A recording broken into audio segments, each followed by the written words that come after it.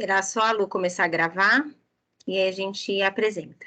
Aqui, iniciada a gravação. Boa noite a todos, amigos, amigas. Estamos hoje, dia 31 de março de 2022, quinta-feira. Hoje nós teremos a nossa associada, a doutora Rose Ramires. Vamos falar sobre a REURB não residencial, núcleo 100% industrial. Para quem está de fora, nós somos a Adnotária, Associação Nacional de Direito Notarial Registral. O nosso objetivo é trazer a todos os operadores do direito, da esfera extrajudicial principalmente, não que os judiciais não necessitam, eu acredito que 100% dos profissionais ligados ao direito imobiliário, eles necessitam ter um pouquinho, ao menos um pouquinho, de experiência na área de direito notarial registral. Então, essa noite, estamos com a nossa associada, doutora Rose Ramires. Ela é advogada, especialista em direito imobiliário e regularização fundiária, pós-graduada em Meio Ambiente e Sustentabilidade da FAAP, Direito Imobiliário, Registral e Notarial do ESASP, MBA Imobiliário Legale, especialização REURB em Arbitragem Legale e Regularização Fundiária REURB Core Minas Gerais. Membro da Comissão Nacional de Regularização Fundiária, CRF, diretora jurídica do Núcleo Autônomo de Regularização Fundiária de Guarulhos, Alto Tietê. Então, vejam que a doutora Rose tem muita coisa boa aí para contar para a gente. Doutora, fica à vontade, a casa é sua, e estamos aqui para ouvi-la, e temos a certeza que temos muito do que aprender aí com a doutora. Boa noite, doutora. Boa noite, Liz. Boa noite, Andréia. Boa noite, Lu, Mônica. Cumprimento a todas as mulheres, dando uma boa noite a vocês e a todos os que nos assistem também, em especial as mulheres, porque eu estou muito honrada de estar fechando o mês em que se comemora a mulher, né, em que a mulher está mais enaltecida do que nos demais. Então, para mim é uma honra participar de uma palestra da Adnotária, que é uma instituição que eu admiro demais. Me ressinto muito de não poder estar em todas as palestras que são super diferenciadas, que contribuem muito com o conhecimento de todo mundo, mas eu estou sempre ligada aqui no que é possível. E é sempre um evento participar das palestras da Adnotária, né, gente? Porque com pessoas tão diferenciadas, com colegas tão queridos, para mim é sempre um evento. Então, boa noite a todos e agradeço muito a participação e o convite.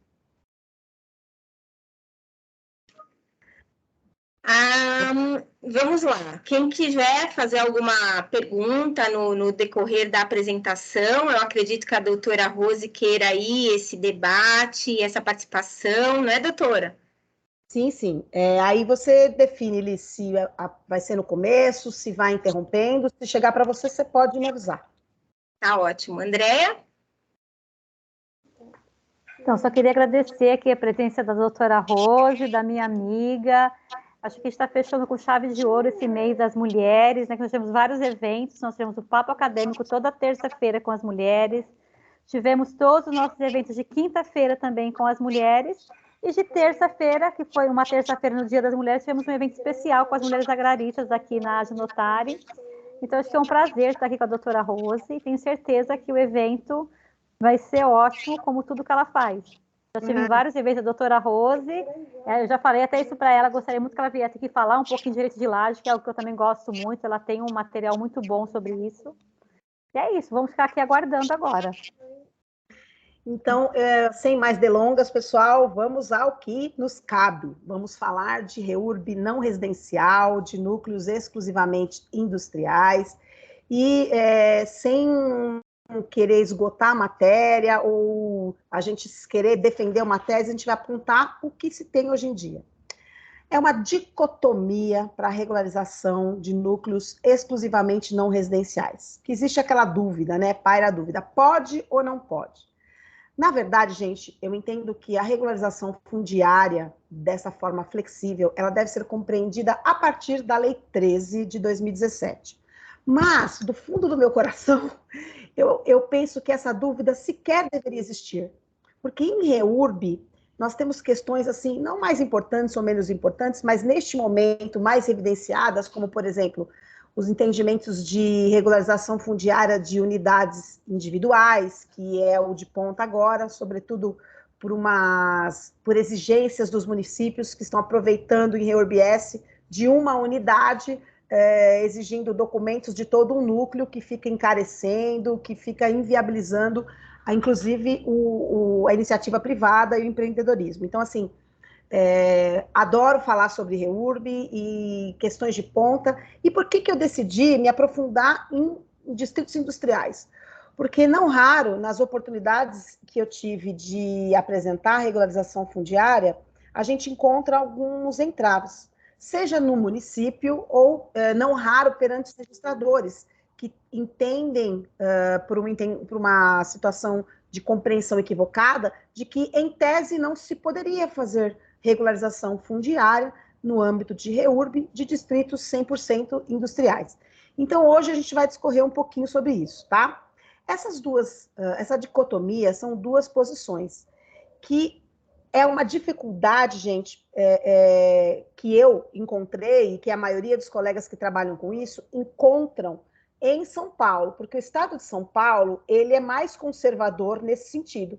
Mas, por uma felicidade, a REURB 100% industrial, desses distritos não residenciais, ela é muito mais difundida e está amplamente sendo aplicada no restante do país, tá? Mas, para que a gente possa, até em respeito aos colegas que não atuam ou que têm pouco conhecimento, já que a legislação é recente, mesmo sendo de 2017, eu entendo ela recente porque 2018 foi um ano de eleição. Depois, de 2019, tivemos alguns avanços, algumas leis municipais editadas, aí tivemos 2 anos de pandemia, praticamente, e tem município, gente, que, por incrível que pareça, a gente se depara com desconhecimento total do ente público e até dos registradores, e dos empresários em geral. Então, para que a gente possa falar de REURB, vamos entender um pouquinho a origem da irregularidade, e um breve relato aqui para que todos possam acompanhar na hora que a gente chegar na cereja do bolo, que é a regularização de distritos industriais. Nossa irregularidade fundiária, gente, ela vem desde os tempos da colonização, porque era uma distribuição de terras para extrativismo, baseada na posse, na detenção, na predominância das terras públicas estatais, com concessão e ressalvas, com a parte extrativista, e nós tivemos a edição de algumas leis lá, desde do primeiro marco legal, né, em 1850, e nós tivemos aí na evolução, e como tudo que se evolui, nós tivemos uma migração do campo para as cidades, e uma periferização da ocupação na evolução e da autoconstrução. O que é isso? Nós viemos, com o desenvolvimento da área industrial e com maior atividade econômica nas cidades, as populações das zonas rurais passaram a habitar mais, obviamente, as cidades, e como é muito cara, a propriedade sempre foi muito cara no Brasil, passou-se a ocupar as zonas periféricas, surgindo as periferias, com a formação de núcleos clandestinos e núcleos irregulares, porque existe uma diferença aí entre um e outro. Os núcleos clandestinos são totalmente irregulares, que o parcelamento do solo nem existe, e os irregulares são aqueles que alguma regularidade têm, mas que eles hoje têm um ponto ou outro que ainda não está 100% efetivamente registrado ou efetivamente regularizado. E tudo isso transforma-se num ciclo da irregularidade, que é um ciclo vicioso de que traz muitas repercussões negativas, tá? Nesse interim, nas últimas décadas, nós tivemos o advento de legislações que passaram a tratar do parcelamento do solo. E a gente chega num raio-x. Hoje, o Brasil tem cerca de mais de 30 milhões de imóveis não regularizados, segundo o Ministério do Desenvolvimento Regional. 50% das ocupações do Brasil, elas são irregulares, mesmo o Brasil tratando da irregularidade desde a década de 80. Isso significa um patrimônio morto, gente, dinheiro parado, de mais de 2,5 trilhões.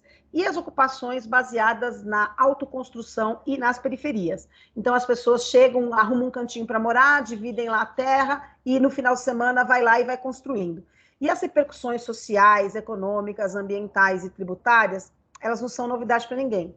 As sociais que elas vão desde a segregação, aumento da violência, do trabalho infantil, a pessoa deixa de sair para trabalhar para proteger a sua casa com medo de invasão, isso tem pesquisa, até em Harvard, tem uma pesquisa da cidade de Osasco, e as repercussões econômicas, tanto para o desenvolvimento econômico do particular, quanto para o poder público, porque ele deixa de arrecadar com os imóveis irregulares.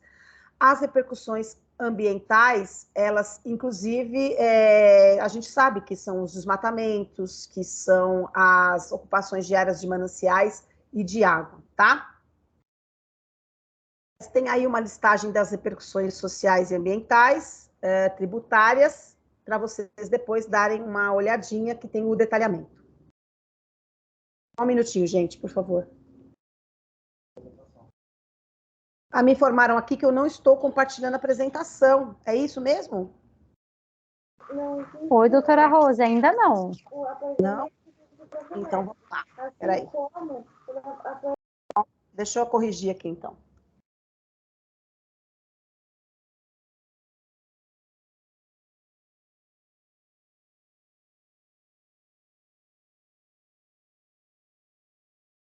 Só um instantinho, que aqui na internet é assim mesmo, a gente não compartilha.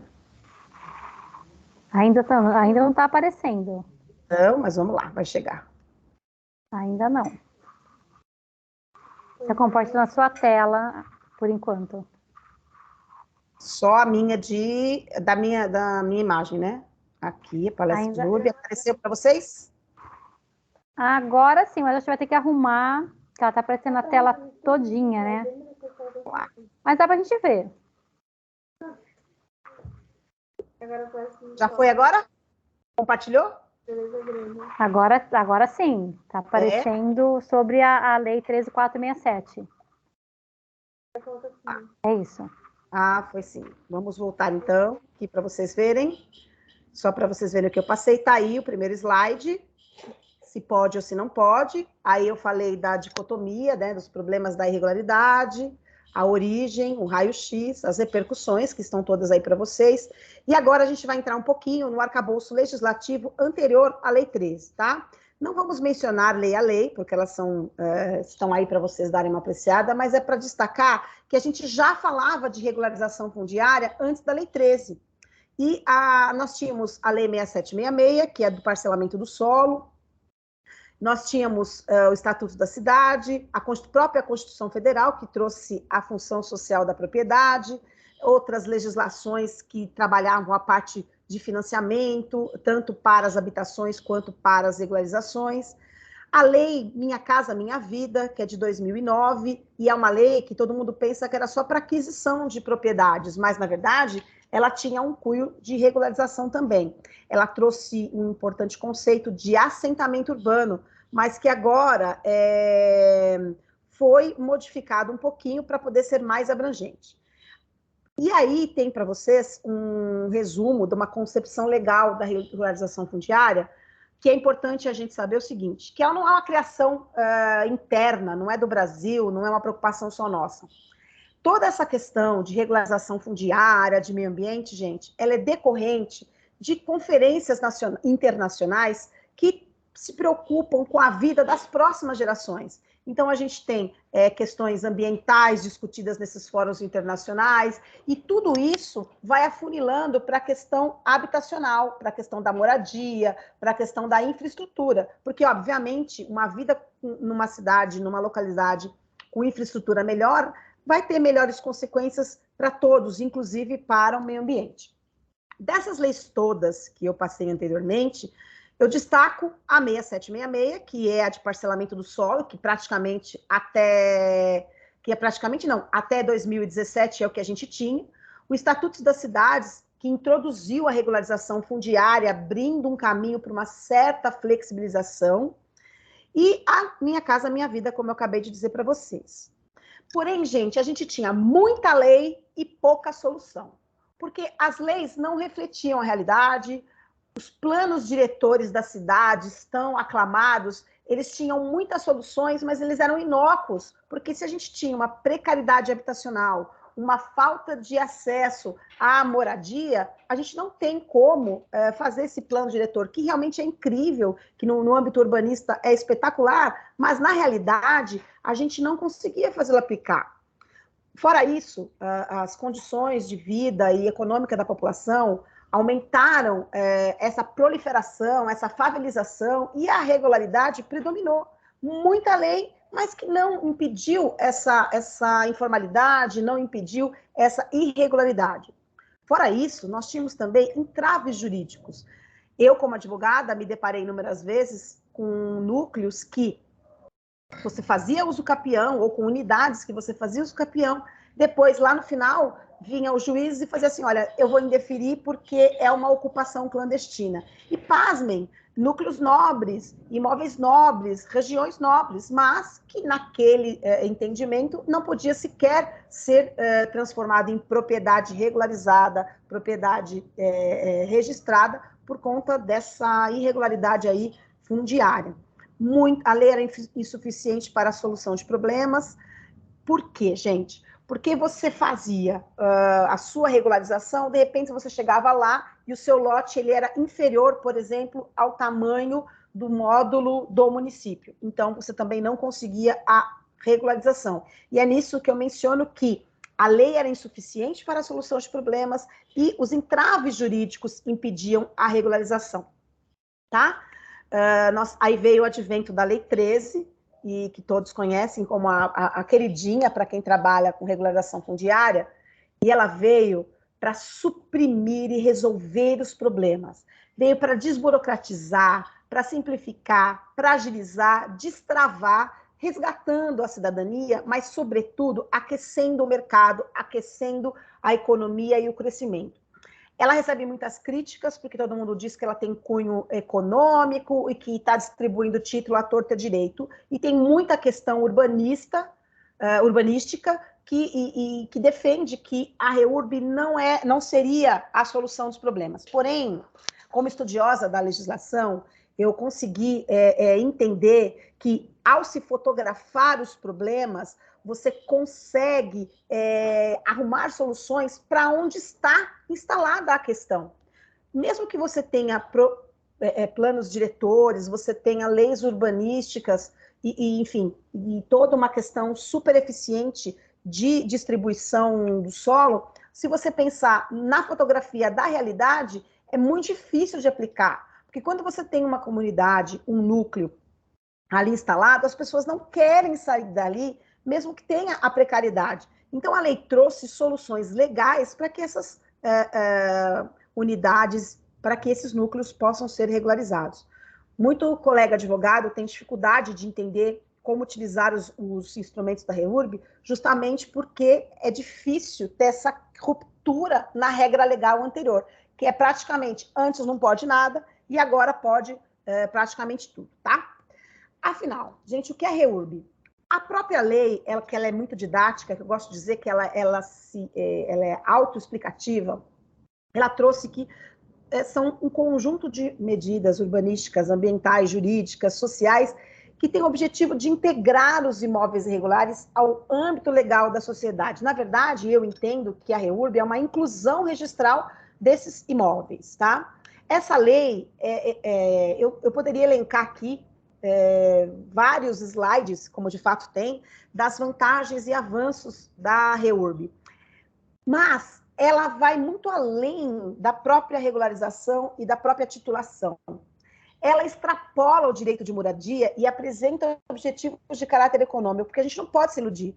Você que tem, às vezes, uma empresa, uma indústria que está no imóvel irregular, ela não consegue capital de giro, ela não consegue fazer transações comerciais, porque não raro há setores da nossa economia que precisam de garantia e que é exigido para transações comerciais a titularidade do imóvel onde a sede da empresa está instalada.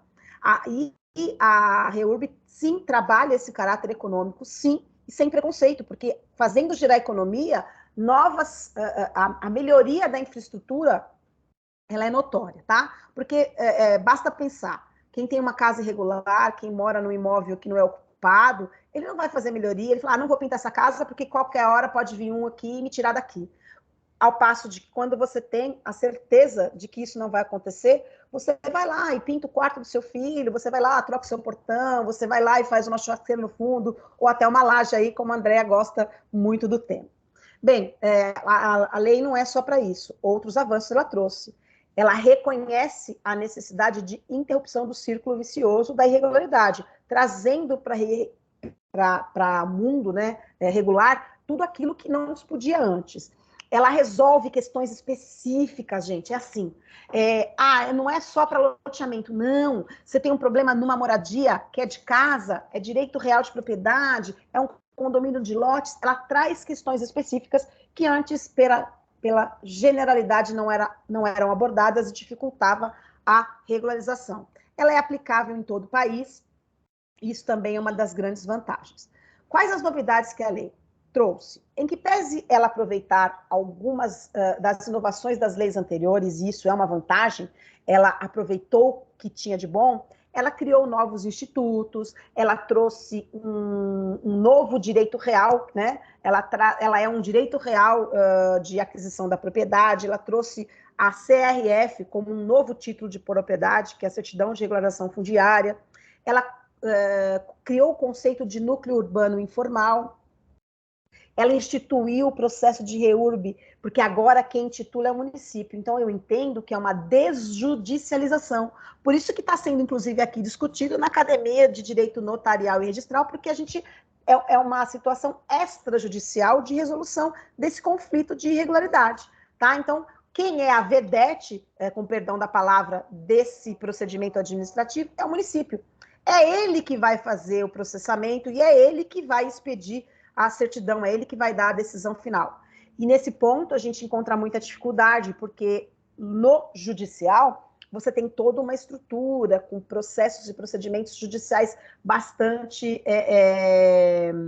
específicos e bastante trabalhados. A gente sabe como vai acontecer um processo quando você entra no judiciário, as fases, os prazos e tudo mais. Para o processo administrativo de REURB é muito novo. Então, você tem lá equipes técnicas que estão habituadas às regularizações nos formatos anteriores, e agora é muito difícil, tanto para quebrar o paradigma, para ter uma ruptura dessa situação, como de fazer um processamento administrativo da REURB, porque você tem que respeitar o processo administrativo, devido ao processo legal, oportunizar, inclusive, as impugnações que a gente não tinha o costume de ver na esfera administrativa, tá? Nesse sentido das novidades também, ela isenta de TCMD, inclusive, ela traz a oportunidade e tratando de forma diferente os desiguais para poder ser uma legislação justa. Tá? Então, quem tem condições financeiras vai pagar por tudo, pelo procedimento, pelo registro. Quem não tem, vai poder dispor de gratuidade nessas duas situações, tá? Muito bem.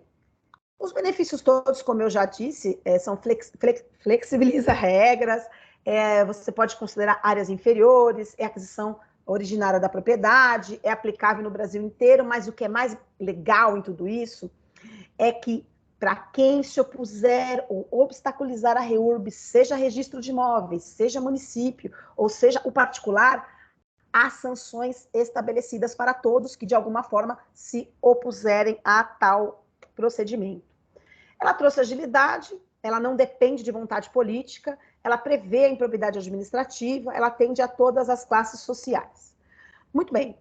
Aí nós temos, só que não parou nela, tá, gente? A evolução legislativa, até se adequando às necessidades da vida real, ela continuou, mesmo depois da Lei 13. Mesmo depois de 2017, continuaram sendo criadas e promulgadas leis. O decreto 9.310 de 2018, ele é muito importante, porque é ele que estabelece os procedimentos do processo de regularização fundiária, apesar de eles já terem vindo bastante detalhados na lei principal, mas ele traz procedimentos também para avaliação e alienação direta de imóveis, tanto os públicos municipais como da União. Depois nós temos alterações aí de 2 artigos na questão da redação, alterações pontuais. Tivemos, em 2021, a instituição do programa Programa Casa Verde e Amarela, que substituiu Minha Casa Minha Vida, e ele é muito importante, porque ele não é só um programa para edificação e acesso à propriedade por novas unidades, mas ele promove a moradia e ele tem verba, ele determina, ele estabelece a possibilidade de verbas federais para a regularização fundiária, porque entende-se que a regularização fundiária faz parte de um programa habitacional de eficiência. Então, o particular, ele se cadastra junto ao governo federal e também junto aos municípios para efetivar de forma empreendedora a regularização fundiária de núcleos de baixa renda, e ele é remunerado pelo próprio governo federal. Então, é aberto a todos os CNPJs que têm em seu link de atividades a questão da regularização fundiária. Não é burocrático, gente, e é bastante acessível a todos os empreendedores, pessoas jurídicas, tá? Eu fiz aí um breve comparativo da Lei 13, que é a atual que nós temos, e da Lei 6766. É simples de entender. O que é passado é REURB, é a Lei 13, olha para trás, olha para o velho, o que já aconteceu, o que está consolidado, o que precisa resolver, que eu não tenho como impedir. É muito difícil você chegar num núcleo em que já é servido de alguma infraestrutura, linha de ônibus, asfalto, a água que seja, ainda que falte energia, enfim. É difícil você fazer aquelas pessoas entenderem que elas têm que sair dali, elas querem ficar onde elas estão. Então, a REURB olha para o passado, tá? Eu não dependo de lei anterior. Agora, a REURB, ela não é um salvo-conduto para sair invadindo, para sair deturpando leis. Ela não é uma burla da lei urbanista, uma burla das leis de parcelamento do solo. Por quê? Porque se eu tenho uma situação nova, um loteamento novo, um parcelamento novo, eu tenho que utilizar a 6766, que ainda está em vigor, tá? E ela é apegada à forma, com ela eu tenho que seguir regras. Que regras? Por exemplo, eu tenho um loteamento, eu tenho que considerar área institucional, eu tenho que estabelecer e separar, eu tenho que estabelecer uma área para interesses ambientais, eu tenho que fazer todo esse atendimento às regras próprias, ao plano diretor, a respeitar as metragens legais, tá? Então, tudo que é novo, eu vou trabalhar na 6766. A Lei 11.977, ela foi praticamente toda revogada, então, como eu coloquei aqui, foi bom enquanto durou, ela não serve mais para regularização fundiária. Muito bem.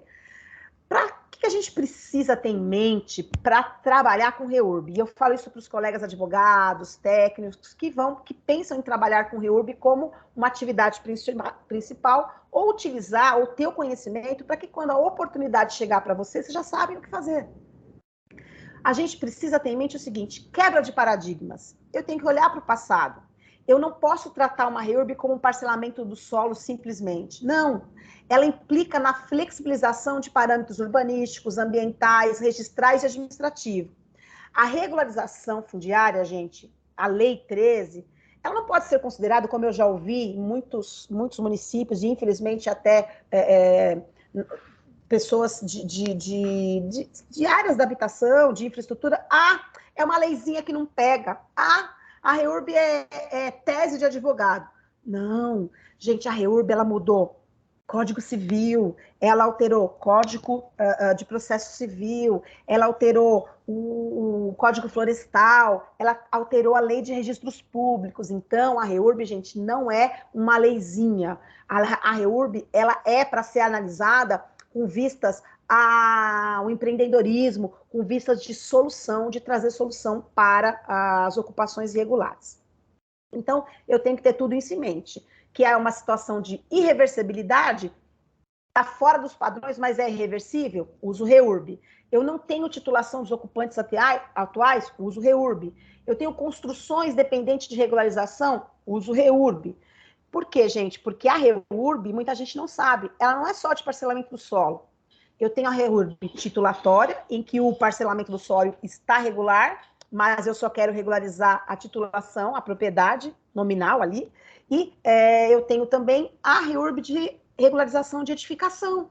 Eu tenho, o lote está no meu nome, eu tenho a propriedade já regularizada, porém, a minha edificação não está de acordo nem no cartório de registro de imóveis, que eu tenho que averbar a minha construção, ou no próprio município. Sim, eu posso me utilizar da REURB para edificações, tá?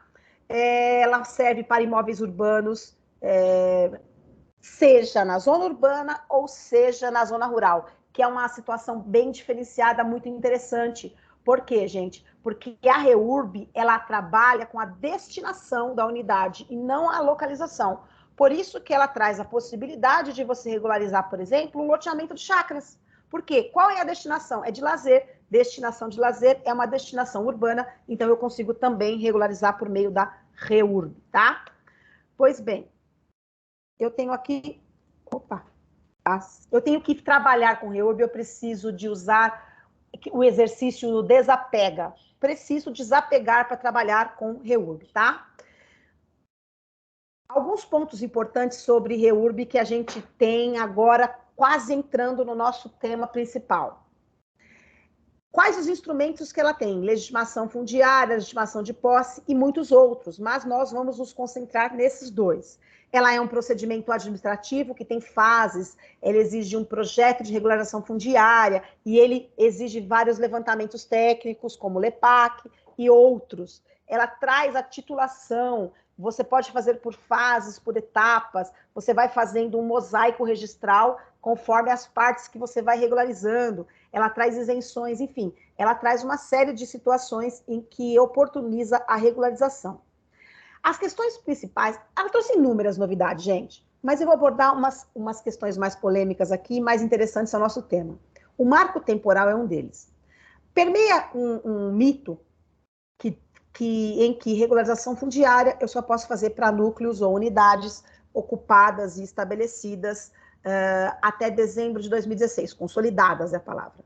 Porém, o que é importante a gente saber é que esse marco legal refere-se apenas a um único título, que é o de legitimação fundiária. E a REURB traz inúmeros outros títulos, como, por exemplo, a legitimação de posse.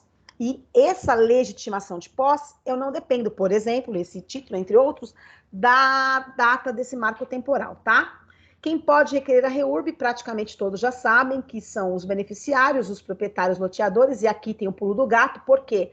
Porque a legislação, ela atribui responsabilidade pecuniária e indenizações aos incorporadores e loteadores que dividiram, parcelaram, venderam sem a devida regularização. Então, o município de ofício pode fazer, ou os ocupantes diretamente podem fazer, mas se prevê sanções para os loteadores. Então, o que eles estão fazendo? Ou os proprietários ou incorporadores se juntam aos beneficiários que acabam custeando a REURB e ele, por conta dessa união aí de intenções, acaba se livrando aí dessas indenizações, tá? Os instrumentos da REURB, nos artigos 80 a 20 da lei do decreto 9.310, ele elenca vários títulos e vários institutos que vocês têm aí que podem ser utilizados no âmbito de REURB. Com exceção de direito de laje, que eu posso utilizar também para unidades novas, eu não preciso só obviamente, uso capião, condomínios de lotes, tá? Praticamente todos os outros, e o de acesso controlado, praticamente todos os outros, eu posso usar exclusivamente no âmbito de REURB. Por quê, gente? A doação, por exemplo, a compra e venda direta de imóveis públicos, eu utilizo sem licitação, eu utilizo basicamente somente no âmbito de REURB, tá? Eu tenho que destacar aqui a legitimação fundiária, que é o título que todos perseguem, com perdão da liberdade poética, ela é a matrícula, ela é a escritura que o ocupante busca. Só que, na verdade, ela chama, a escritura registrada, só que, na verdade, ela chama-se de legitimação fundiária, quando eu tenho todos os atributos exigidos para que eu possa, assim, reconhecer a ocupação, tá? Ela não é exclusiva de baixa renda ou exclusiva de classificação não baixa renda. Ela pode ser utilizada em imóveis públicos ou privados, tá? Sejam áreas do Estado ou sejam áreas da União. Eu também posso ter a legitimação fundiária. Por exemplo, a legitimação de posse é quando eu tenho alguma dificuldade, seja técnica, ou seja jurídica, ou até social, porque eu tenho que ter um levantamento social de que aquele ocupante ou aquele núcleo, eu não consegui estabelecer realmente a ocupação dele. Então, ao invés de eu dar a legitimação fundiária, que é o título final, eu trabalho com um título intermediário, que seria a legitimação de posse, porque aí eu tenho 5 anos, um lapso temporal, para ele automaticamente se transformar em legitimação fundiária e ser registrado. Mas, se eu tenho dúvida, eu ainda tenho esses 5 anos que podem ser sanadas aí, e ela é também um instrumento importante, também um instrumento que se usa, mas somente em terras particulares, em áreas particulares. O município pode intitular com legitimação de posse, desde que a área ocupada não seja pública, porque aí vai se confrontar com os outros institutos, tá? Esse aqui é só um pedaço, só um pedacinho, não vou comer isso não. Aí, Muita coisa, Janete. Oh, meu Deus. vamos continuar, então. Nós temos uma classificação, gente. A classificação é importante sobre a questão da REURB 100% industrial. REURB-S, gente, é para a população baixa renda. Eu acho que tem alguém com o microfone ligado. REURB-S, voltando aqui, é para a população baixa renda até 5 salários mínimos. A REURB-E, ela é para todo núcleo ou ocupação que não é S. Ou seja, se não é baixa renda até 5 salários mínimos, eu vou ter o quê? A REURB-E, de interesse específico, que também cabe não só para a questão de renda, mas também para a questão da destinação, a questão do tipo de utilidade que eu estou tendo aquele núcleo, aquela ocupação. E aí, eu consigo entender como se aplica a REURB em distritos industriais. Porque se eles... Gente, tem alguém com o microfone aberto. Mas vamos lá. Eu tenho a REURB-E para núcleos 100% não residenciais e para unidades não residenciais. Você dá nada, né? Uma REURB inominada. Essa inominada, gente, ela não é uma denominação da lei. Ela é uma classificação da doutrina. Por quê? Porque os núcleos anteriores a 79, ao marco temporal de 79, que inclusive é o ano da Lei 6766, eles são núcleos, sem sombra de dúvidas, consolidadíssimos. Então, para eles, a Lei 465 trouxe menos exigências, tá? Então, eu consigo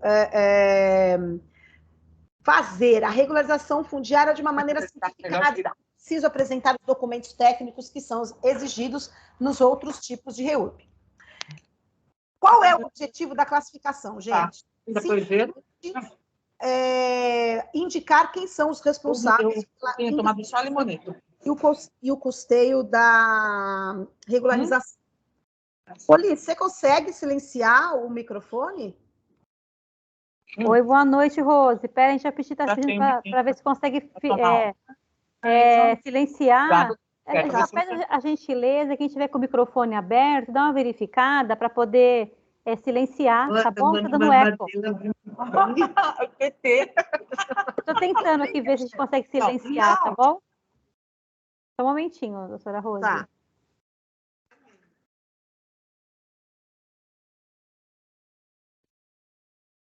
Agora silenciou, Andréa. Isso, agora deu certo. Pode continuar. Então, vamos só recapitular aqui. A classificação de REURB, gente, ela é importante para a gente entender a REURB industrial. Ela é a classificação da lei é REURB-S, REURB-E, REURB nominada. REURB-S e REURB-E constam da lei. É REURB de interesse social para a população de baixa renda e REURB-E para interesse específico, o não baixa renda. Só que a REURB-E, a gente tem uma particularidade.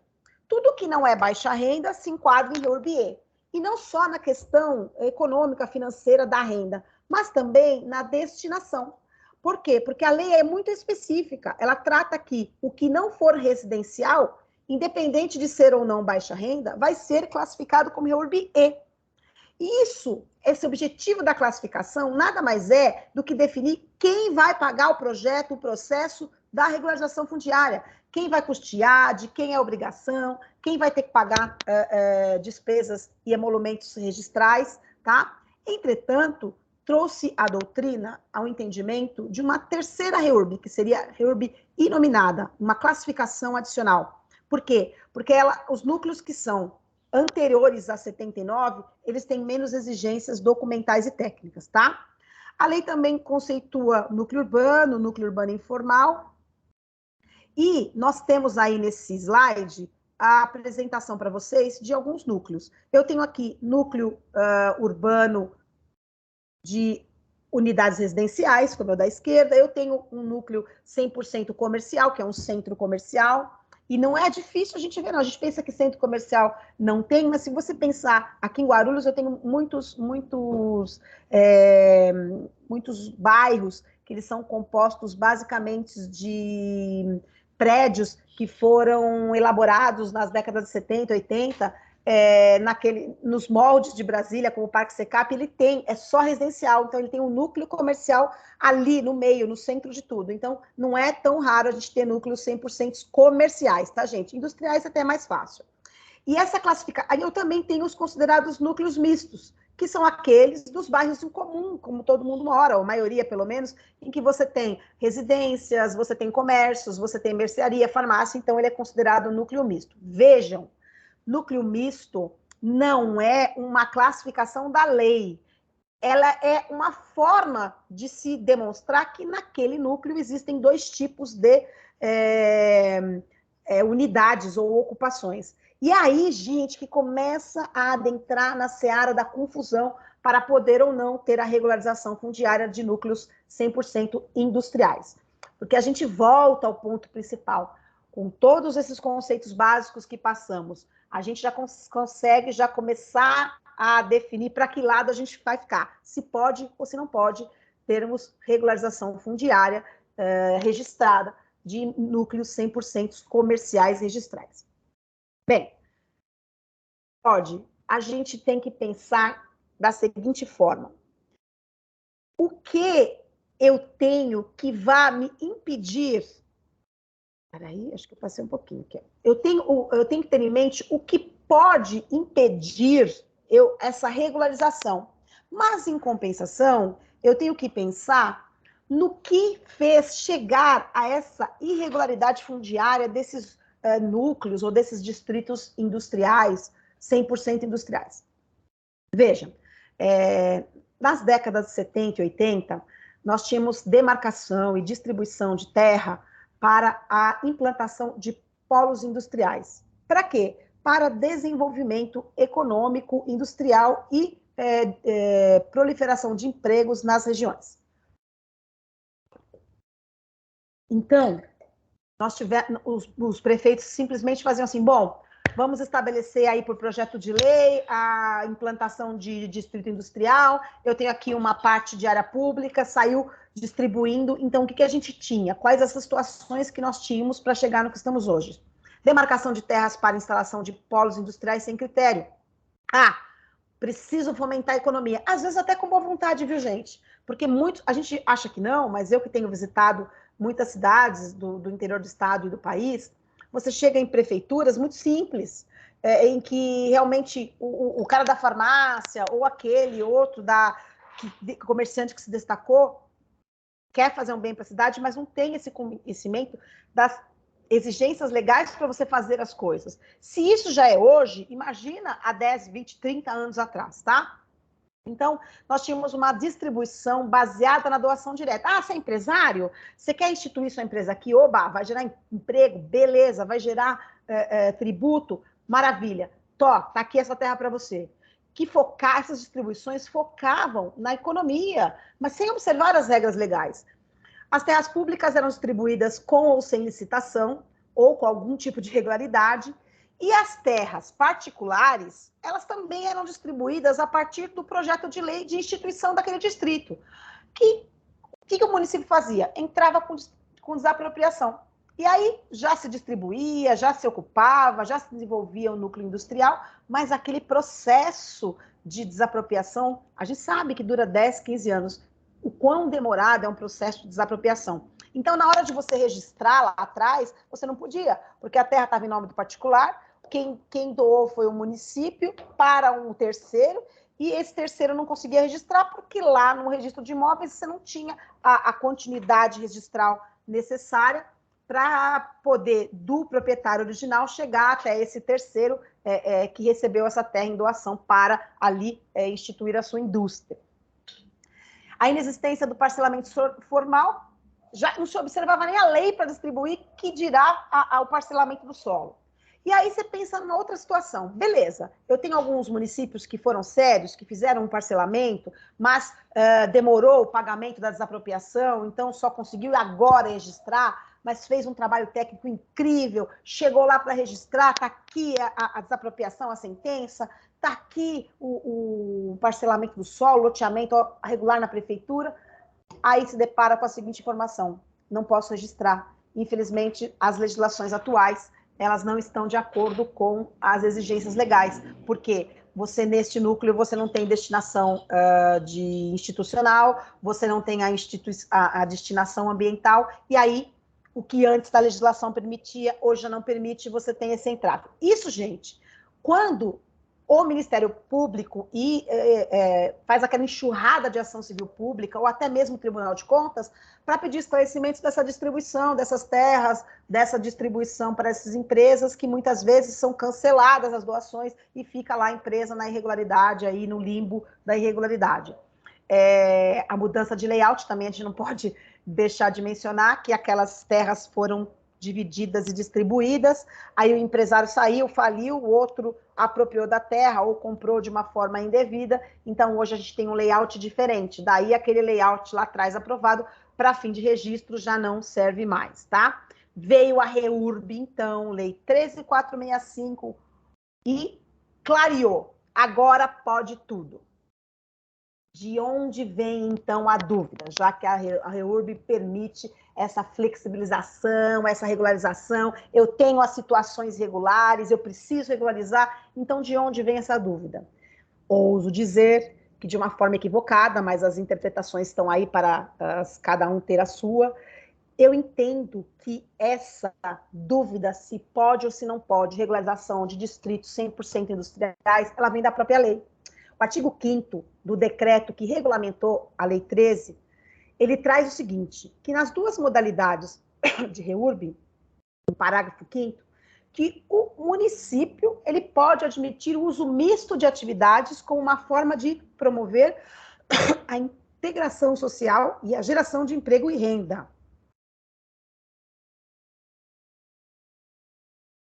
E já no parágrafo seguinte, no parágrafo 6º, ele traz que a regularização fundiária, constituído por unidades imobiliárias não residenciais, poderá ser feita por meio da REURB.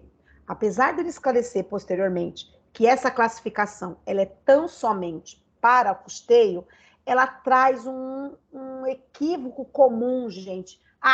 Unidades no parágrafo 6º. Núcleo misto no parágrafo 5º. Faz-se entender, ou dá-se a entender, que não pode um núcleo 100% industrial. Mas eu acho que eu penso que esse equívoco é comum, e ele também está arraigado no fato das pessoas acreditarem que regularização fundiária é exclusivamente para baixa renda. Então, eu não posso considerar um distrito industrial baixa renda, não vai ter essa benesse. E não, é um mito, tá? É um mito. Regularização fundiária é possível também para a população não baixa renda, e os argumentos para a REURB industrial seguem aí para vocês. Agora sim, adentramos efetivamente na nossa problemática aqui. O que nós temos de argumentos a favor da possibilidade da regularização fundiária de distritos 100% industriais, ou 100% comerciais, ou 100% industriais comerciais? A lei não proíbe, e nós, como operadores do direito, sabemos que o que a lei não proíbe está permitido. A lei não faz diferença, gente, não faz qualquer distinção de procedimento para loteamentos urbanos, seja ele residencial, industrial ou misto, por exemplo. E isso não é de agora, hein? Isso já vem desde a Lei 6766, porque lá, quando ela instituiu loteamentos, ela foi genérica, ela não especificou se era um ou outro. Então, nessa linha de raciocínio, a gente tem aí essa possibilidade desde antes da Lei 13. REURB, eu não necessito de lei municipal. E por que eu coloco isso aqui como um argumento a favor? Eu mesma me deparei com situações de chegar a um registrador ou a um operador do município e dizer assim, olha, doutora, apesar da lei federal, eu vou me sentir mais seguro se eu tiver uma lei municipal específica de REURB. O que é uma informação, gente, que não é correta no sentido de não exigir a lei que eu tenha uma lei municipal. Apesar da prerrogativa de eu regulamentar, seja do município, não é exigido que ele tenha uma lei para eu regularizar. Eu posso perfeitamente adequar 13 e viver feliz para sempre. Porém, como é uma situação muito nova, de quebra de paradigmas, imaginem vocês o registrador, que a gente tem que entender, trabalhando com uma questão tão nova, até ontem não podia e agora eu posso, mesmo diante de uma CRF, ele vai, no mínimo, se sentir inseguro, vai exigir, vai pedir pelo menos, exigir não, ele vai pretender suscitar uma dúvida, porque se esse deferimento, se essa determinação de registro vier de cima, ele se livra de qualquer problema, e nós todos sabemos o quão gravosa é a questão de registros, né, de imóveis, na legalidade das situações. Então é uma insegurança comum, que eu entendo que ela vai passar conforme as CRFs que forem sendo emitidas e conforme forem sendo registradas, tá? E com uma lei municipal, muitas vezes eles se sentem um pouco mais seguros. Porque mesmo suscitando dúvida e vindo um deferimento, gente, eu tenho cidades, eu tenho comarcas em que a resposta de um processo de suscitação de dúvida demora mais de ano. Então, toda aquela celeridade que a REURB promove acaba travando e uma judicialização que a gente pretende evitar, tá? Outro argumento interessante vem da própria Constituição Federal, que no artigo 30, ela diz que é o município que tem o dever de planejar o parcelamento do solo. Então, se eu entender que eu estou com o ente público proibido de fazer a regularização fundiária de um distrito só porque ele é industrial, eu estou tirando, né? Eu estou tolhendo desse gestor planejar, ele fica proibido de trabalhar o próprio território, e não é isso que a lei prevê. Na verdade, ela veio para regularizar a cidade em todos os níveis, gente. Então, assim, esse entendimento de que eu não posso, se a gente for mais a fundo, a gente pode dizer que, ao negar, eu estou sendo preconceituoso na aplicação da lei de regularização fundiária. Por quê? Porque se eu entender que eu só posso regularizar baixa renda, e que ele vai ter o título, e, consequentemente, ele vai ter o tributo, que é o imposto, entre outros, e, por outro lado, negar essa regularização para a indústria, que ela não é baixa renda, que é a REURB que vai pagar por tudo, e ela vai continuar na irregularidade, então ela não vai arrecadar, eu não vou ter imposto para ser recolhido, então eu vou ter aí uma dualidade em prejuízo do núcleo S, ou do ocupante baixa renda. Não, o critério é de titulação, de baixa renda e não baixa renda, a atribuição de arrecadação por meio de impostos para os dois, para eu poder ser justa, tá? Pois bem, quais são os objetivos da REURB trazidos pela própria lei?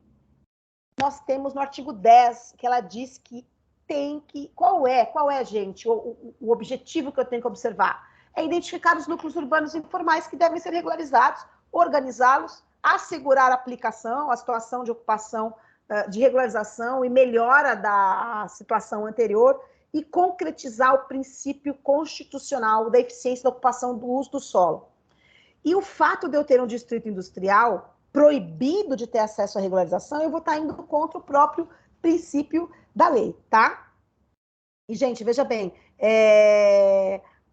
Normalmente, no meu exemplo anterior, quando eu mencionei que alguns oficiais têm essa dificuldade de não concordar, de dizer que não concordar com a REURB exclusivamente industrial, além de contra os princípios desse artigo, é uma questão que ainda não está positivada. Existe essa dicotomia. Eu tenho aí escritores, né, doutrinadores que trabalham a REURB como sendo possível. E eu tenho já outros que fazem tratados, escrevem livros e artigos dizendo que não entendem. Então, assim, essa situação, como eu repetindo o que eu disse há pouco, eu acredito que ela vai se normalizar com as novas emissões de REURB, de CRF, de REURB. Então, eu faço um apelo a todos os colegas, bora trabalhar com REURB, bora pressionar o poder público para a gente poder ter essa situação correndo de forma mais leve, mais rápida. E aí eu digo, nós chegamos aqui num ponto bem interessante, que me perguntam, e aí, doutora, como é que está a regularização fundiária de distritos industriais do Brasil afora? Já existe um distrito industrial já regularizado? Então, a senhora me dê, por favor, algum exemplo, me dê algum caso que já tenha acontecido para eu poder me sentir seguro. Eu trouxe o Brasil inteiro, gente, ele é um celeiro de regularização fundiária. E aí a gente tem situações em que existem os profissionais sérios, empreendedores, que se dedicam, que têm essa pretensão. E também, infelizmente, como em todas as profissões, todas as situações, existem aqueles que querem, de alguma forma, minorando custos, apresentando valores inóculos, proliferar a questão de regularização fundiária, mas não de uma forma profissional. Então, acaba que muitos dos processos de REURB ficam parados no município, que fica fazendo exigências e pedindo, obviamente, com muita... necessariamente, os atendimentos aos comuniques, enfim. A gente tem essas duas situações. Mas o que me deixa muito feliz, felizmente, nós temos exemplos de grande sucesso. Trouxe para vocês aí uma imagem, é uma imagem pública do próprio site do município, em que, há uns anos atrás, se divulgou que a regularização fundiária estava chegando às indústrias. E isso, gente, já é uma imagem defasada. Por quê? Porque já conseguiu, o que era da imagem, chegará a regularização às indústrias, agora já é fato, já existe regularização fundiária efetivada, CRF emitida e registrada. E esse pioneirismo, eu dou crédito à doutora Camila Oliveira, que é a secretária de Habitação de Mariporã, que essa regularização fundiária data de 2019, e hoje ela é secretária de Habitação e Regularização Fundiária de São Vicente, mas é uma das pioneiras em regularização fundiária. A iniciativa dela, como doente público, foi uma das iniciativas pioneiras em que nós já temos, desde aquela época, e agora mais outros, no estado de São Paulo, regularização fundiária registrada, apesar de ser um estado conservador, tá? Então, isso é muito importante para nós, operadores de regularização fundiária. Outra cidade que eu trago é Iperó, que Iperó também tem... E eu trouxe Iperó, gente, não só por ser um caso de sucesso, mas por ter uma peculiaridade. Eles têm regularização de distrito industrial desde 2013. Então, vocês dizem, ué, mas 2013 a gente não tinha REURB, não tinha regularização fundiária. Pois é, mas nós existíamos, aliás, existiam irregularidades e existiam leis. Então, se fazia o que se podia com aquilo que se tinha. Então, quais eram as dificuldades? Você fazia por partes, você tentava os loteamentos, você tinha os processos de desapropriação. Então, eu trago esse caso de Iperó, porque ele é interessante, porque ele é uma regularização fundiária que teve que ser feita em etapas, e ela vem sendo elaborada desde 2013, tá? Ela é sobre áreas públicas municipais, esse distrito a que se refere, faz menção essa imagem, ele parte dele em área pública municipal, parte dele em área particular e parte dele em área da União. Então, aqui nós temos um exemplo prático do que a REURB, agora, já nos moldes da Lei 13, pode fazer. Eu tenho distrito industriais sobre área pública? Beleza, posso regularizar. É área pública municipal? Então, é prerrogativa do município esse processo, pode ser iniciativa do próprio município, ou ele pode ser instado pelo particular. Teve uma parte desse adensamento industrial que estava sobre terra particular. Então, o município precisou de uma desapropriação, que demorou um pouco para sair, lá nos idos de 2016, acabou saindo a desapropriação, e aí você teve mais a oportunidade de regularizar esse outro trecho, que é onde eu falo, que é por fases, por partes do teu núcleo. E também nós temos, nesse mesmo exemplo, áreas que eram públicas de propriedade da União, que é um dos pontos hoje, um dos pontos mais delicados de regularização, porque a lei prevê a possibilidade, mas as terras da União, que devem ser instadas à regularização através da SPU, da Secretaria de Patrimônio da União, elas podem fazer a regularização fundiária diretamente, ou através de parceria com o município, ou ainda elas podem doar a área delas para que o município possa, de ofício, efetivar a regularização fundiária. E nesse exemplo de Peró aí, a gente tem essa situação. Foi da doação, que também passou por um processo. Tem uma união de esforços e isso foi concluído em 2019, tá? Questões importantes da REURB de distritos industriais, gente. A titulação que se almeja é sempre a legitimação fundiária. Mas nós não podemos deixar de mencionar que existem outros títulos da própria REURB ou no âmbito de REURB que podem ser utilizados. Porque agora, em decorrência da Lei de Regularização Fundiária, da 13, nós podemos fazer a doação direta do município para o particular, sem burocracia, sem maiores exigências, tá? E eu também posso fazer a compra e venda direta. Tanto a compra e venda quanto a doação, elas hoje são possíveis de serem efetivadas diretamente, sem burocracia, diretamente do município para o interessado particular final, tá? E tem uma questão delicada também, que é a contraprestação. O que é isso? Quando você faz uma compra e venda, obviamente, a contraprestação é pecuniária. A lei também prevê a possibilidade de você oferecer uma outra área como forma de pagamento. Mas essa contraprestação, ela acaba se tornando delicada naquela situação que eu mencionei há pouco, nos distritos industriais, cujas áreas foram doadas para os empresários há 20, 30 anos atrás. Eles se estabeleceram lá, construíram as suas indústrias, geraram empregos. E hoje, para regularizar, o que foi doado lá atrás, exige-se uma contraprestação. Agora, tudo bem, eu não consegui regularizar lá atrás, eu vou regularizar para você, mas você tem que pagar pela sua terra. E o empresário fala, poxa, se eu tiver que pagar pela minha terra, não valeu a pena a doação. E acaba sempre tendo essas questões aí, esse entrave desse entendimento. Tem que estar de mente aberta, a REURB não adianta, que não é a ferro e fogo, a REURB é negociar, você tem um não, você vai atrás do sim, colocar todos os envolvidos, todos os atores na mesa. Por quê?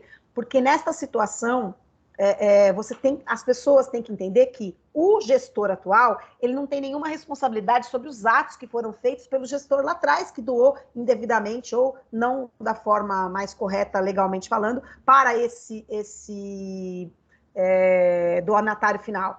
E agora ele tem uma bucha na mão dele, ele tem que resolver, senão ele vai responder por improbidade administrativa.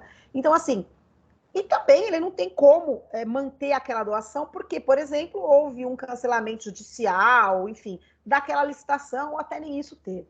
Então, tem que se conversar para estabelecer o justo valor, que é outro ponto aqui crucial na nossa questão de regularização fundiária, sobretudo de distritos industriais.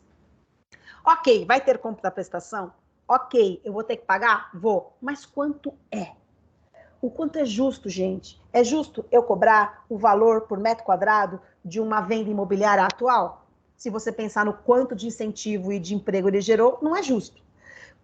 Se eu pensar que eu vou cobrar o valor atual da terra nua, que é a terra nua, sem edificação, pelo valor venal, também eu não vou ter uma justiça feita. Por quê? Porque eu tenho uma valorização de todo o entorno, desde o início da instituição daquele distrito. Então, o justo valor é uma questão que a lei estabeleceu esse nome, essa nomenclatura, para meio que definir o que seria essa contraprestação do particular quando ele for titulado sobre titulado, né, quando for a regularização fundiária procedida, essa contraprestação que ele tem que dar. O justo valor, gente, não tem uma fórmula ainda, mas há estudos e há um trabalho que está sendo feito, eu não me recordo agora quem é Minas, mas depois eu divulgo aqui e trago para vocês, em que se está estabelecendo uma fórmula dessa cobrança. Mas como os municípios estão se virando? O justo valor da terra nua, sem considerar as benfeitorias e valorização atual. Então, no meu entendimento, é o justo valor da terra nua lá atrás, antes das edificações. Mas esse valor também acaba sendo irrisório ou se tornando uma forma que muitos municípios não gostam de trabalhar. Por isso que eu digo para vocês que REURB, ela é mesa de negociação.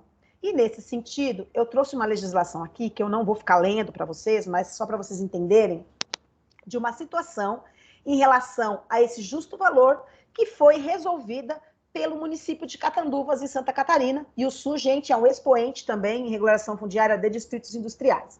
Então, como eles resolveram, nesse exemplo que eu estou dando, essa questão do justo valor? Elaborou-se aí uma lei, né, um decreto-lei, que regulamentou o justo valor e estabeleceu-se R$20 por metro quadrado, o que equivale a 44% do valor atual da terra nua, e que considerou-se como um justo valor para o pagamento pelas empresas das terras que eles estavam recebendo, tendo promovida a regularização do terreno sob a propriedade do município. Então, eles estabeleceram que R$20 era um justo valor. Se você pensar na letra da lei, que a terra nua, sem a valorização e o valor atual não poderia ser considerado, sendo, então, nessa linha de pensamento, essa forma de estabelecer em desacordo com a lei, nós temos aí o parágrafo único que vem a explicar e nos fazer entender o porquê foi cobrado dessa forma, o que eu acabei considerando como justo. Vejam, quando você tem uma distribuição de terras com essa finalidade de distrito industrial, você tem lá os lotes determinados, com a área total determinada. No decorrer do desenvolvimento humano, enfim, com o decorrer dos anos, esse layout original, fatalmente, ele é alterado. Empresas saem dali, desistem, outras empresas, elas vêm a adquirir aquelas que saíram, então esse layout modificou. Então, como que o município entendeu que seria justo o valor para ser pago? Eles vão pegar aquela distribuição original do layout que se tinha, então se a sua empresa, do ocupante, ela tem valores, ela tem metragem A maior, essa diferença da metragem original vai ser cobrada com aquela formulazinha que eles entenderam como justa de R$20 o metro quadrado, tá? Isto posto, chega-se à conclusão, por tudo que foi apresentado, que sim, eu concordo, sou favorável e compartilho do entendimento que é possível perfeitamente a regularização fundiária de distritos 100% industriais e entendo também como equivocado o entendimento de que não pode somente em núcleos mistos. Mas partindo do princípio que nós podemos fazer, vem outra dúvida. Quais documentos necessários para a regularização fundiária desses distritos industriais? Gente, é uma outra confusão também muito comum e a gente, quando vai tratar com o particular final, isso fica bem destacado. A lei, ela não faz nenhuma distinção. A Lei 13.465 e o Decreto 9.310 não faz nenhuma distinção de procedimentos para loteamentos urbanos, para loteamentos residenciais, industriais ou mistos, por exemplo. Já não fazia na lei anterior, também não faz agora. Tá? Então, desde a 766, é tudo tratado de forma genérica, residencial ou não. A documentação, seja para núcleo residencial, não residencial ou misto, e dentre eles o 100% industrial será a mesma. E por que isso? Porque a Lei 13, o decreto, eles são didáticos, dizendo como você tem que fazer a regularização fundiária.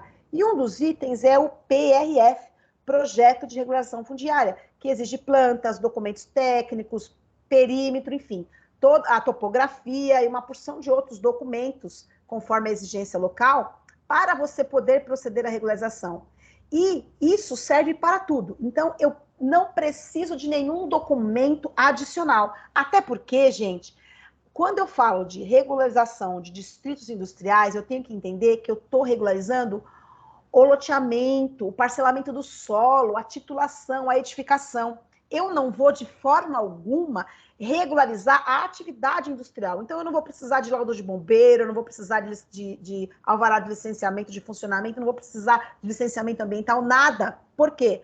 Porque não se refere à regularização de distritos industriais à atividade industrial, mas sim ao parcelamento do solo. Por isso que eu não tenho essa exigência. Gente, aí eu tenho uma certidão de regularização fundiária, é um modelo, tá? Um modelo gratuito que a gente tem também na internet. Por quê? Porque qual é a dificuldade no começo, quando eu comecei a me interessar e estudar sobre REURB, e entender, já que não era escritura pública, como é que eu ia poder levar para registro ao final, como seria esse título novo trazido pela lei, como seria... Como era o modelo, nessa ocasião eu não tinha em mãos ainda nenhuma das CRFs que nós já temos aqui, mas essa daqui que eu trouxe para vocês é um modelo que pode ser usado tanto para estudo quanto para modelo de titulação final. Uma coisa muito importante e que a gente tem que aplicar também para a questão da regularização fundiária de distritos 100% industriais. A improbidade administrativa, as sanções, gente, estão batendo na porta de todos os envolvidos. E não é só para distrito residencial, é para não residencial também. Eu tenho sanções para o particular que é intimado a proceder à regularização, como multas estabelecidas em lei. Muitos municípios estabelecem multas altíssimas, até 100 mil FESPs, ou UFM, ou UFMG, unidades fiscais do município. Eu tenho a improbidade administrativa para o ente público, gestor municipal, que nada faz diante da questão irregular, ele fica omisso, e ficar omisso não é uma opção. Eu tenho sanções para o próprio registrador, se ele obstaculiza aquela questão sem justificativa, sem alguma fundamentação, se eu impeço, obstaculizo ou dificulto o registro dessas CRFs, e eu tenho sanções até para o loteador, para o parcelador que fez de forma irregular. Por quê, gente? Porque omissão, não regularização não é mais opção. Eu, assim, quando a gente vai divagando ou quando a gente vai numa discussão jurídica mais acirrada, até falar baixo aqui para nenhum legislador me ouvir, eu temo que essa regularização fundiária flexível como está, ela seja um par e passo para daqui a uns anos nós termos sanções altíssimas para aqueles que não fizerem. Tipo assim, ó, a legislação está aí, está super legal, estou facilitando para todo mundo, por enquanto tem essas sanções aí, mas daqui a pouco vai passar-se, eu temo, e muitos juristas aí, colegas que estudam também entendem que pode ser que venham daqui a uns anos sanções para dizer assim, olha, vocês tiveram aí 5, 10 anos para fazer, não fizeram, agora vocês vão ter que fazer 1 ano sob pena de... E aí a gente imagina qual é a criatividade do legislador em relação a essas sanções. Crenças que devem ser afastadas, seja para trabalhar com REURB residencial, não residencial, é que não existe processo padrão. Cada processo de regularização fundiária é único. Você tem que trabalhar, sentar, negociar, conversar, porque cada situação é única. REURB não se faz sozinho, você precisa de equipe técnica, engenheiro, arquiteto, agrônomo, você precisa de assistentes sociais ou alguém que o faça, você precisa da área de administrativa, advogados, juristas, você precisa do registrador, você precisa do município. Então, a mesa de negociação é a melhor forma de trabalhar com REURB. REURB não é para bular regras, então não me venha com o loteamento que você abriu ontem e dizer para mim que é REURB porque você tem instrumentos hoje, inclusive... nos sites de registradores, no registro de imóveis, você consegue fazer essas pesquisas de época e de instituição desses núcleos, conforme ao tempo de instituição. Na REURB-S, o beneficiário pode sim contribuir com o custeio. Olha só, gente, não raro eu tenho situações de bairros que são de população baixa renda, com menos de 5 salários mínimos, e que não aguentam mais esperar o município fazer de ofício, porque não se iludam, o município não tem dinheiro para fazer REURB. Os custos técnicos são muito elevados. Então, esses núcleos, eles se unem, dividem os custos, pagam os nossos serviços dos prestadores, dos técnicos, para que, pelo menos na parte de custeio do processo, possa acelerar a regularização fundiária, tá? REURB não é só para pobre, gente, tem muito núcleo, condomínio, indústria, muitos núcleos de alto padrão que devem ser vistos de outra forma e que você pode utilizar a REURB. É uma oportunidade de negócios para todos, o mercado é enorme, muita gente proliferando, mas gente boa, gente que estuda, vai entrar, na hora que afunilar, vai ficar, gente que estuda, que se dedica. Há instrumentos da lei que servem para situações novas. Você olhe agora uma comunidade e você veja todos os institutos jurídicos que você pode usar. Você vai passear de carro nos locais onde você anda, você vê os institutos jurídicos que podem ser usados, mesmo que para exercício, tá? Não existe mais outra forma de regularização urbana consolidada senão pela REURB, tá, gente? Não existe. Eu estou dizendo dentro de núcleos consolidados extrajudicial. Até porque a gente tem alguns instrumentos, como, por exemplo, o desmembramento, também como possibilidade na regularização fundiária. Não se aplica a situações novas, não é política pública passiva, gente, pode ser estada. Eu posso reunir lá um grupo de pessoas e ir bater na porta do município, tá? As empresas particulares podem, sim, prestar serviços de REURB diretamente para o governo federal. Aproveitando que a gente está finalizando o mês da mulher, eu tenho uma imagem aí, gente, do nosso primeiro Congresso Nacional de Regularização Fundiária, que foi sediado em São Paulo ano passado. E por que essa foto? Porque foi um módulo de expositoras, só expositoras mulheres, foi uma homenagem às mulheres, porque as mulheres são uma força na REURB. E agora nós teremos uma segunda edição, em novembro, já está programado a segunda edição, o segundo Congresso Nacional de Regularização Fundiária, que é muito interessante, onde se discutem, onde tem personalidades do Brasil inteiro, tá? E agradeço a todos vocês, tá aí os meus contatos, quem quiser saber mais pode entrar no Instagram, pode pedir aí para a Dinotari, mandar mensagem para a Dinotari, que aí a gente manda essa apresentação de slides para vocês. É isso. Ai, obrigada, doutora. Acho que tá dando eco. É o meu? Uau, doutora. Contagiou. Deve estar com outro aberto aí. Oi? Parei a apresentação. Vamos ver agora. Depois desse aulão, realmente, acho que nós vamos sair todo mundo daqui querendo regularizar imóveis através da REURB. Eu estou vendo aqui... Você vai falar assim, que é interessante que sempre quando vem algum palestrante que falar de REURB, assim, com muita empolgação e sempre convidando as pessoas para que façam REURB, não é? Não tem essa competição, tipo, olha, não, a gente... a ideia sempre é essa, gente, façam REURB, né? E ensinar as pessoas, muitas vezes, a fazer REURB, ensinar, acho que o município, todo mundo tem que aprender, porque para que dê certo também, acho que a ideia é essa também, né, doutora Rose? Sabe por quê, André? Porque é o seguinte, se você pensar que a REURB, agora eu vou falar no caráter egoístico patrimonial, se você pensar que a REURB vai ingressar para o mundo registral, toda vez que você tiver um desdobramento, um inventário, você vai ser exigida a regularização, você vai precisar desses profissionais. Então, se você edificar, você vai precisar de uma verbação. E assim vai proliferando. Gente, quantos conflitos judiciais da vara de família vão ser minorados com a regularização fundiária? Como a Andrea gosta do direito de laje, por exemplo, aquele puxadinho que eu fiz com a minha filha que casou e ficou aqui, não vai mais ser problema, porque eu vou poder ter uma matrícula individualizada, né? Então, as coisas fluem. Maravilhoso. A gente tem algumas perguntas aqui, né? Nós temos, o nosso está meio bem em cima agora, mas a gente tem algumas perguntas aqui, né, Liz? Tem aqui a doutora Priscila. Não sei se a doutora Priscila quer falar alguma coisa também.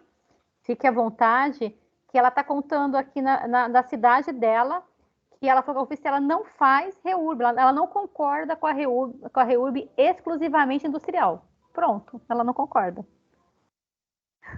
Olha, é um entendimento equivocado e é aquilo que eu falo. Você tem um não, você tem que ir atrás do sim. Oi, Priscila. Ela está abrindo aí, pode ficar à vontade.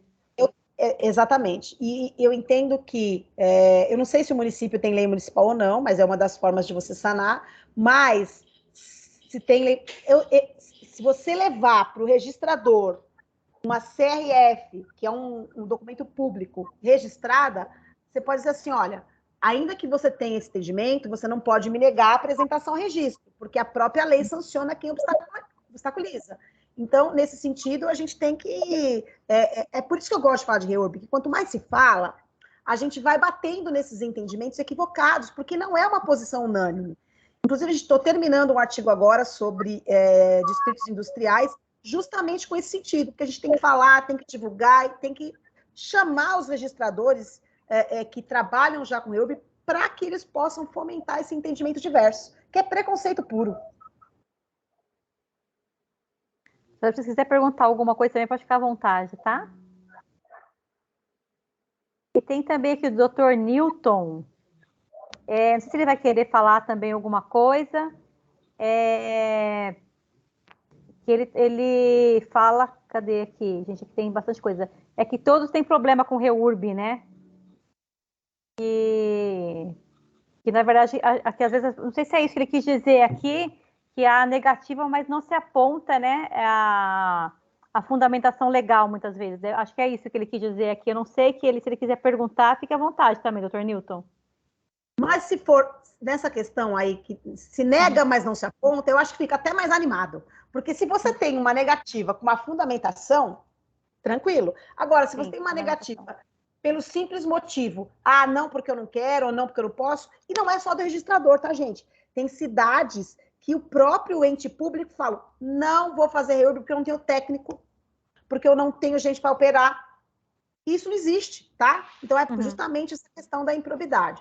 Agora, para o registrador que não fundamenta, tem a sanção da lei, tem também, e eu entendo, fica bem animado, porque aí você tem mais argumentos jurídicos, mas vale a conversa. Eu acho que você tem que tentar e conversar com o registrador, porque se a gente olhar pelo lado do registrador, e ele realmente tiver esse receio da novidade da lei, gente, a gente sabe que tem sanções gravíssimas para um registrador que não é atento à formalidade ou à rigidez registral. Então, é uma situação muito nova. Você pensa, puxa, como é que eu vou fazer isso com uma CRF? Entende? Então, a gente entende o outro lado também, porque se tem uma negativa que você não justifica e você faz uma contraprestação ou suscita dúvida, sai das costas dele, né? É verdade. Eu acho que do lado do registrador, se você for pensar, é interessante, né? Você olhar, porque parece uma certa informalidade ali, né? A gente é muito... Eu falo até por mim, eu não sou, claro, eu sou advogada, mas é muito difícil você se desapegar, né, como a doutora Rose colocou, do que a gente acredita ali da matrícula, tudo aquilo certinho, aí vem uma CRF, você fala, como assim? Como é que eu vou levar isso? Deve ser muito, muito difícil também, né? Você até vi num grupo... Registrar em lista, pensa nisso. Numa lista. Eu vou registrar em lista. É, né? Muito difícil. Em que o registrador falou que não fazia porque ele achava que a lei não era justa. Ponto. Quer dizer, olha a fundamentação. Não acho justo. Não vou fazer. Quer dizer, não é por aí, né? Ainda que seja uma fundamentação super questionável, ele vai suscitar dúvida, que é o que a gente não quer, porque vai ficar 4 anos lá em cima. Eu tenho cidades que o juiz corregedor demora 4 anos para responder uma suscitação de dúvida, gente. Aqui em São Paulo é mais rápido, né? Situação de dúvida, 2 meses no máximo, mas tem cidades aí que é difícil, né? Porque aqui nós temos, né? No interior de São Paulo. Deve ser o caso. Deve ser o caso da doutora Priscila também, que está no interior. E tem o doutor Gabriel também. Eu acredito que por conta da matéria REURB em São Paulo... Estão ouvindo? Agora sim, estava falhando. Tá. Eu penso que a suscitação de dúvida em São Paulo não esteja acontecendo tanto, porque o pedido, quando a gente faz aqui na Prefeitura de São Paulo, na verdade, não sei como é que está o setor agora, mas logo que veio a promulgação da lei, eu mesma protocolei um pedido e eles perderam meu protocolo. Foi para 5 setores. Eu fui ali no centro de São Paulo, no prédio da prefeitura, Fiz o protocolo, porque me disseram que era lá, ninguém sabia o que eu estava falando. Depois mandaram, eu fui parar lá na Rua São Bento, depois foi parar num outro prédio. Resumindo, meu pedido foi para 5 prédios, 3 andares no mesmo prédio, e hoje, quando a gente vai lá, eu já até desisti, na verdade, né? A gente foi por outro caminho. E não encontraram minha solicitação, eles não sabiam na época nem o que eu estava falando. Então, veja, eu queria que a doutora Rose dissesse como é que funciona na prática a parceria do advogado quando ele vai oferecer esse serviço para o município. Haja visto que em São Paulo, eu particularmente não conheço se está acontecendo REURB aqui, na cidade mesmo de São Paulo. Você tem conhecimento? Porque você está em Guarulhos, né? Muita REURB em São Paulo, Liz. Eu tenho REURBs em Guarulhos, eu vou falar da minha experiência, tá? Eu tenho REURBs em Guarulhos e eu tenho REURB na capital de São Paulo. Inclusive, São Paulo, tivemos o sucesso de suspender uma reintegração de posse por conta do protocolo da REURB, já em segundo grau. E, inclusive, agora, a gente tem até demora nos nossos atendimentos, porque é muita REURB. Eu já tive negativa em São Paulo, na primeira fase do seu questionamento, que chegou para mim porque um colega fez um protocolo de um condomínio urbano simples, bem bacana, de fazer animado, e veio uma negativa. Demoraram, assim, 1 ano e pouco. Foi feito em 2018, saiu agora, em 2022, dizendo que não, porque REURB individual não se faz. E aí, nessa seara, é aquilo que eu comecei a falar no começo da explanação, de que hoje o assunto do momento é o seguinte: você entra com uma REURB de 5, 10 ou 15 casas daquele núcleo, que é composto por 1.000 casas. Mas você tem lá aqueles 5, e a lei permite. E aí você chega, REURB S, você chega no município e ele fala assim, beleza, vai fazer, só que você vai ter que me trazer aqui a planta todinha de todo o bairro, que isso encarece. Então, tá justamente tendo essa discussão, é uma reunião de diretoria que está tendo agora na CRF. Eu, obviamente, não pude participar lá, porque eu estou aqui contigo, com vocês, né? E com muita alegria. Mas, assim, é essa discussão no momento. Por que eu estou falando isso? Porque está tendo negativas no que eles entendem que não pode, que é por um entendimento da lei. E agora São Paulo, ela tem anexos, uns modelos de anexos que são disponibilizados via e-mail, e você preenche esses anexos e o teu processo prossegue, tá? Mas está tendo muita demora, porque proliferaram os pedidos de REURB. Agora, na segunda parte do seu questionamento em relação às parcerias, o particular, ele tem algumas formas de trabalhar com a regularização para o município. Ou é por licitação, que você tem que obedecer à lei, ou é por chamamento de especialidade, porque aí abre-se o chamamento público, as empresas especialíssimas naquela situação se apresentam, também pela lei da Casa Verde e Amarela, que é a parceria mais prática que a gente tem. Existem regras, mas, a grosso modo, é assim, a empresa jurídica ou a empresa que seja técnica, que tenha CNPJ e os profissionais multidisciplinares no seu quadro, e ela tenha lá regularização fundiária entre o seu ramo de atividade, ela se cadastra no site do governo federal, da Secretaria do Governo Federal, e também ela procura, e os municípios, ela se cadastra. Aí ela coloca lá os municípios que ela tem interesse. Os municípios, por sua vez, também se cadastram dizendo, olha, eu tenho tal núcleo que precisa de regularização fundiária, eu não tenho técnico e eu preciso de alguém que faça esse serviço para mim, mas eu não tenho condições de pagar. Então, quando essas propostas se casam, você mesmo consegue ver, é tudo público, qual é o município, de repente o município que você é interessado, que se cadastrou e você também, e aí nessa união de esforços se manda um núcleo e o governo federal dá o aval, você trabalha a regularização fundiária e você recebe do governo federal diretamente para você, o dinheiro não passa pelo município. Tá? Então, são esses tipos de parceria. Tem também os treinamentos, que eu já fiz alguns, que você a sua atuação particular é contratada, porque você treina a sua equipe, treina a equipe do município, e, gente, não raro, eu já fiz workshop para municípios graciosamente, e minha equipe técnica. Por quê? Porque você tem um processo de REURB lá instaurado e as pessoas não sabem mexer. Então, você treina numa parceria, ou pelo menos você dá uns conhecimentos gerais para que o município possa aprender a processar, inclusive o teu processo que está lá, tá? Mas sempre de uma forma didática, aberta. Normalmente, o profissional que faz o treinamento não é o mesmo que é o responsável pela regularização, para não dar conflito de interesse, que não é a intenção. A gente quer que o município saiba trabalhar, é nesse sentido, e difundindo conhecimento. A semana passada, nós estivemos numa palestra na OAB de Ourinhos, e olha que incrível, lá você teve participação da Secretaria da Habitação, Secretaria do Meio Ambiente, e assim, o procurador estava lá, então, porque está todo mundo querendo fomentar. Nós temos aqui com a gente, doutor Newton, diretor técnico. Quer abrir a câmera ou juntar-se a nós aí, dizer alguma experiência? Fica à vontade. Então, só queria, até antes de falar, a gente tem aqui duas perguntas. Tem da doutora Priscila, se a doutora Priscila quer perguntar? Doutora Correia, por favor, fica à vontade. Pode abrir o microfone, doutora. Fica à vontade.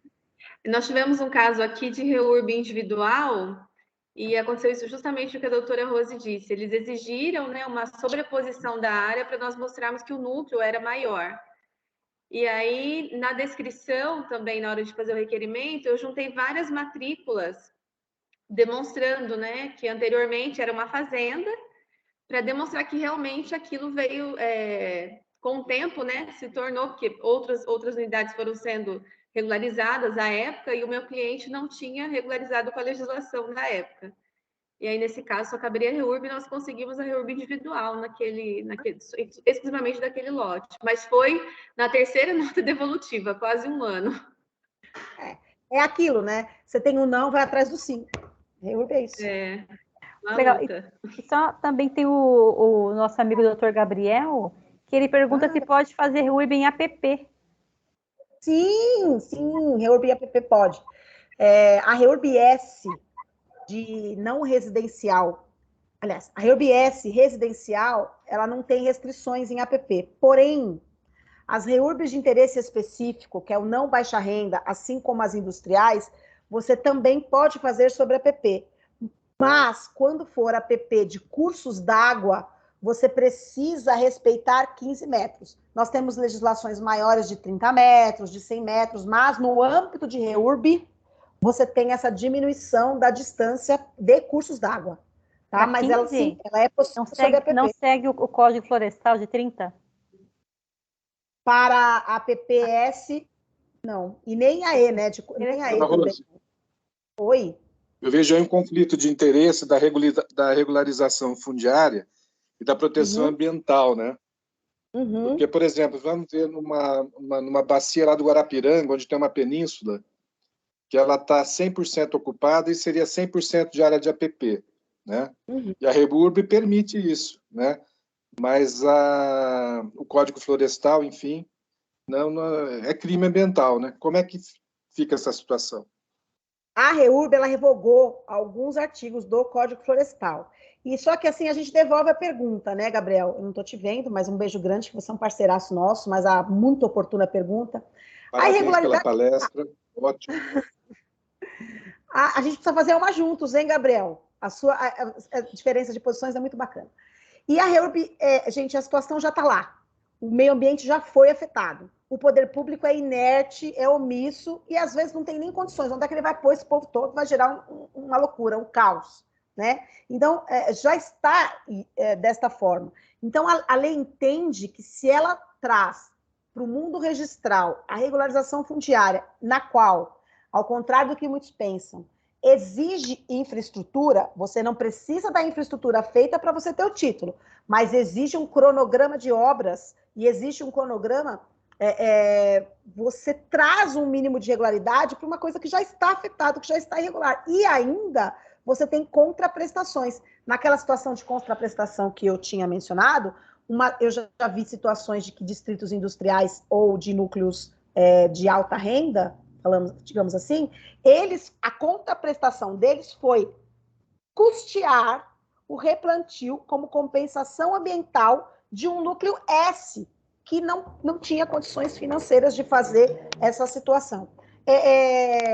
Óbvio que aquela situação de dano ambiental que você teve, ela já está lá. Então, a regularização fundiária, no meu entendimento, ela não vai alterar o dano ambiental que já aconteceu e você não consegue fazer nada. Pelo menos eu entendo que é uma das formas de poder tentar melhorar. Até porque também o próprio município, em RBS, ele é obrigado a custear e fazer ações de mitigação ou de compensação em outro local.